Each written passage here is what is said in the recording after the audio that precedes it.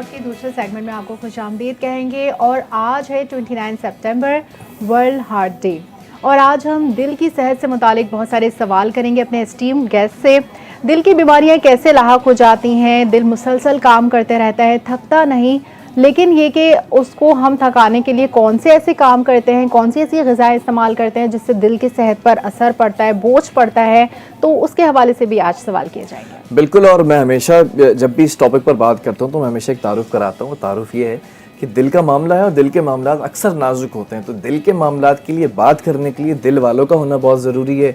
आपके पास अपना भी दिल होना चाहिए जो धड़कता हुआ हो, और सामने जो बंदा बैठा हुआ है उसके भी दिल के अंदर जो है वो खून की रवानी जो है ना वो जारी रहना बहुत ज़रूरी है। अक्सर ऐसा होता है कि हम अपने दिल की बातें उन लोगों से कर देते हैं जिनके दिल मुर्दा होते हैं, तो वहाँ पर बातें ऐसा होता है कि जैसे आपने कब्रिस्तान के अंदर जाके बातों को दफना दिए। तो बातें हमेशा ऐसी करें जिनके दिल खुद जिंदा हो। जिंदा दिल लोग ही ये दिल का इलाज कर सकते हैं। और दिल से निकली हुई बात दिल तक पहुँच जाती है। हाँ, वो कहते हैं ना कि दिल से दिल को एक राह होती है। तो ये राह हमने कुछ अरसा पहले बनाई और फिर हमारा ऐसा रिश्ता बन गया दिल के डॉक्टर से कि आज हमें दिल का कोई भी मसला होता है तो हम इनको ठक करके कॉल करते हैं और फिर कहते हैं कि भाई ये हमारे साथ इशू, तो फ़ौरन से वो कंसल्टेंसी हो जाती है। Even not even for ourselves, हम अपने जब वालिदैन की बात करते हैं जो उनके मामला ज़रा दिल के मामला नाजुक होते हैं तो ये उसमें भी कंसल्टेंसी करते हैं। और फिर ये पूरा एक मुकम्मल कपल है, जोड़ा है, तो पूरी सोसाइटी के अंदर हम ये देखते हैं कि जितना ये हार्ट से रिलेटेड काम कर रहे हैं तो हमारी प्रायोरिटी लिस्ट के अंदर ये दोनों गेस्ट होते हैं। एक तो हमारे बड़े प्यारे से भाई हैं, कार्डियोलॉजिस्ट हैं अरसलान यूनुस साहब। डॉक्टर साहब अस्सलाम वालेकुम, गुड मॉर्निंग। और उन्हीं की अहलिया हैं और हमारी बड़ी प्यारी सी बहन है, और मैंने इनको बड़ा रिश्ता पहले दिन बोल दिया, मैंने कहा ये है मेरी बहन और इनके साथ एक बड़ा टची मामला है ना। हम अरसलान भाई को वो कहते थे आपने इनका ख्याल रखना है। तो डॉक्टर मरीम अरसलान साहब अस्सलाम वालेकुम, कैसी हैं आप? खैरियत से हैं? आप दोनों ने कोई दिल के मामला के लिए कलर्स पहने हुए, रेड वो है, पिंक आप हैं। आज वर्ल्ड हार्ट डे है। जी हम दोनों कार्डियोलॉजिस्ट हैं। आज वर्ल्ड हार्ट डे है। 29 सितंबर को एवरी ईयर हम वर्ल्ड हार्ट डे सेलिब्रेट करते हैं। तो उसी मुनासबत से हमने जरा मैचिंग भी की है। Very good. बड़े सारे सवाल होना चाहिए। जो दिल के डॉक्टर्स हैं उनका दिल जवान हो तो डेफिनेटली वो अपने मरीजों का बहुत अच्छी तरह से ख्याल भी रख सकते हैं और उनको भी सारे मोटिवेशन दे सकते हैं। वरना अगर हार्ट स्पेशलिस्ट ही थोड़ा सा वैसा ही हो तो फिर कैसे मरीज भी डॉक्टर को देखते धड़कन बढ़ गई। बिल्कुल। बड़े सारे सवालात हैं और बहुत एक सेंसिटिव ये टॉपिक है, क्योंकि जब दिल की बात करने की बारी आती है तो आपको एक अजीब सी झुरझुरी या फिर कपकपाहट सी होती है कि यार मेरा दिल क्या सही काम कर रहा है या नहीं कर रहा है। क्योंकि हम वाकयात सुनते हैं आजकल, तो भरी जवानी के अंदर हम कहते हैं कि अटैक हो गया, स्ट्रोक हो गया या फिर हार्ट का जो है वो मसला हो गया। जरा बड़ा कॉमनली स्टार्ट करते हैं, फिर आहिस्ता आहिस्ता एक्सलेट करेंगे इस टॉपिक को। दिल के मसाइल हैं क्या और इतने ज्यादा बढ़ क्यों गए? देखिए, जिस तरह दिल की बीमारियां बढ़ती जा रही ना, अनफॉर्चुनेटली पाकिस्तान में उसका रेशो बहुत ज़्यादा है। जो स्टैटिस्टिक्स हमारे पास आती है ना वो ये कि 2018-19 तक वो 18 मिलियन तक पीपल्स अफेक्टेड थे। फिर अभी जो लेटेस्ट डाटा आया है वो 20 मिलियन लोग जो है वो हार्ट डिजीज से डेथ हो गई है।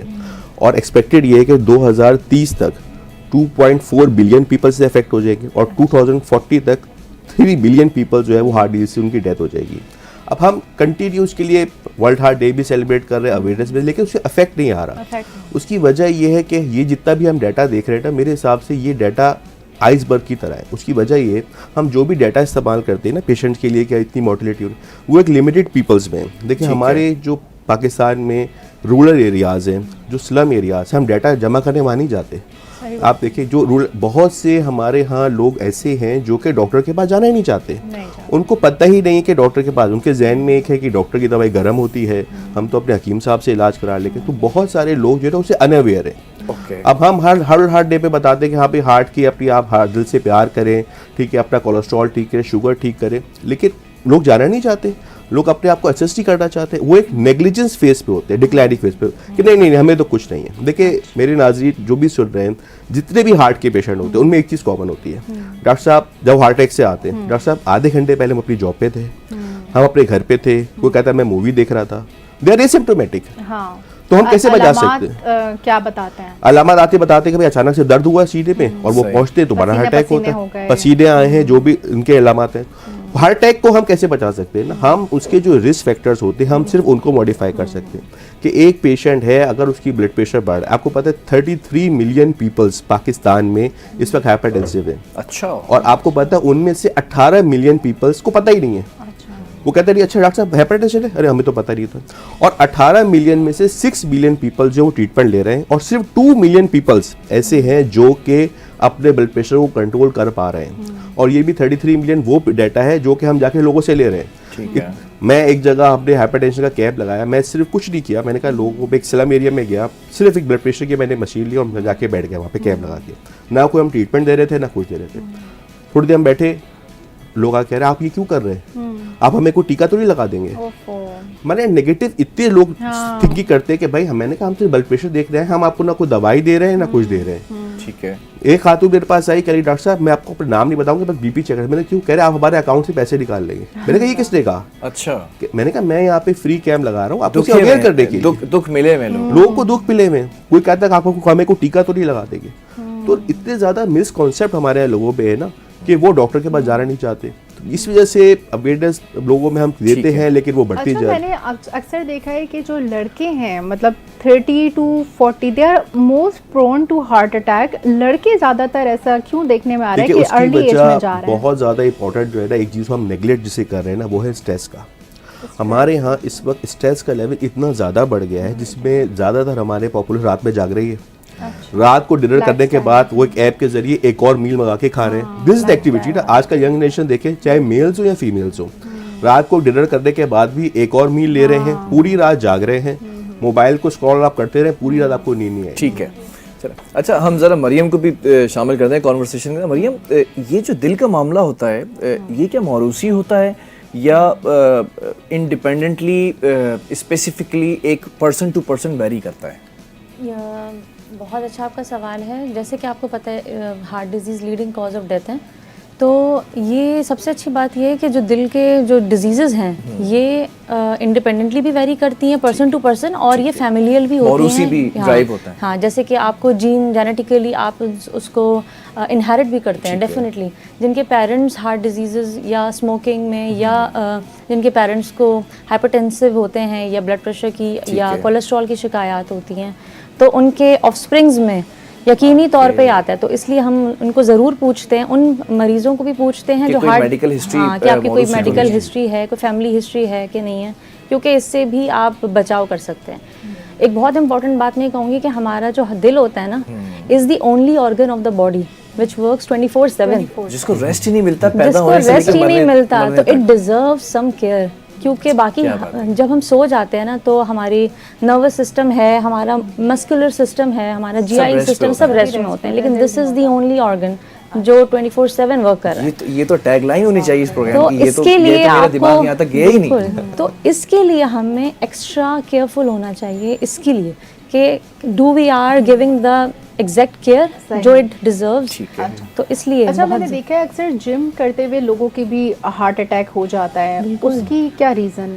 देखिए, अचानक जो है वो आपका प्रेशर्स बढ़ जाना और अचानक से हार्ट रेट बढ़ता है क्योंकि, और जो बॉडी में आपके ब्लड वेसल्स में जो भी कोई प्लैक होता है वो अचानक से लॉज कर जाए दिल की बड़ी शरियानों में, जो असल वजह होती है हार्ट अटैक की।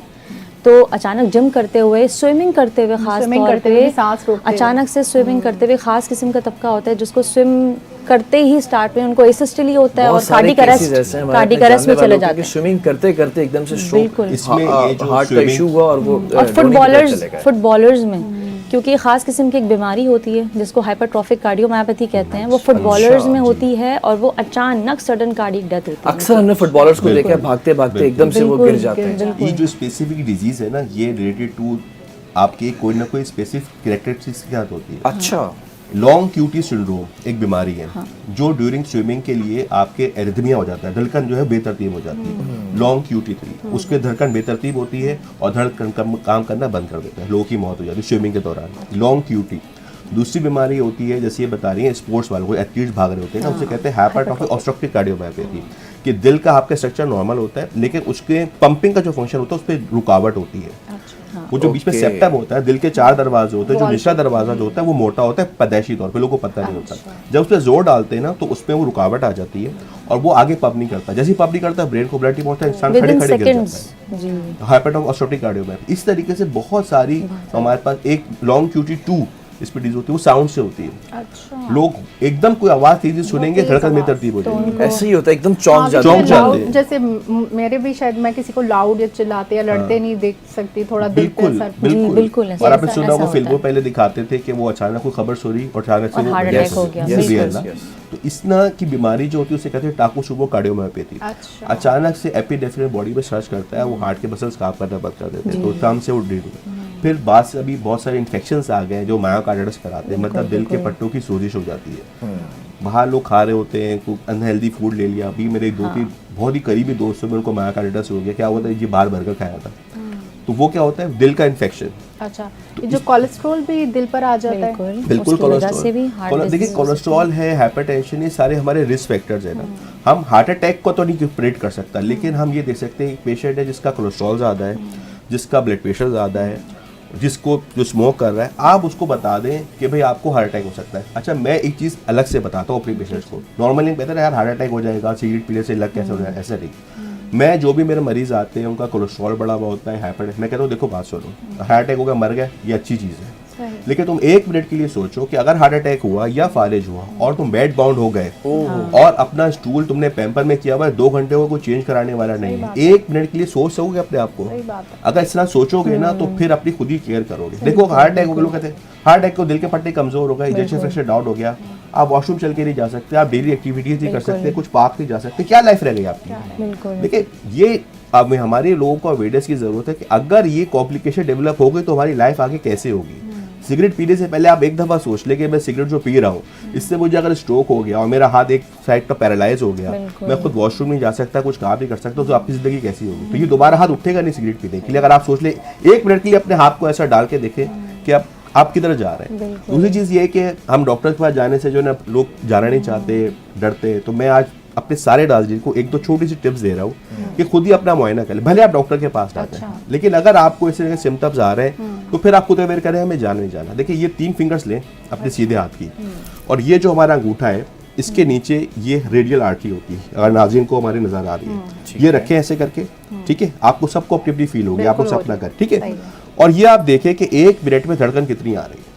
अच्छा, सिंपल, ये हर कोई कर सकता है। 3 फिंगर्स ये हमारे अंगूठे के नीचे रेडियल आर्टरी में रखें और 1 मिनट तक काउंट करेंगे कितनी आ रही है।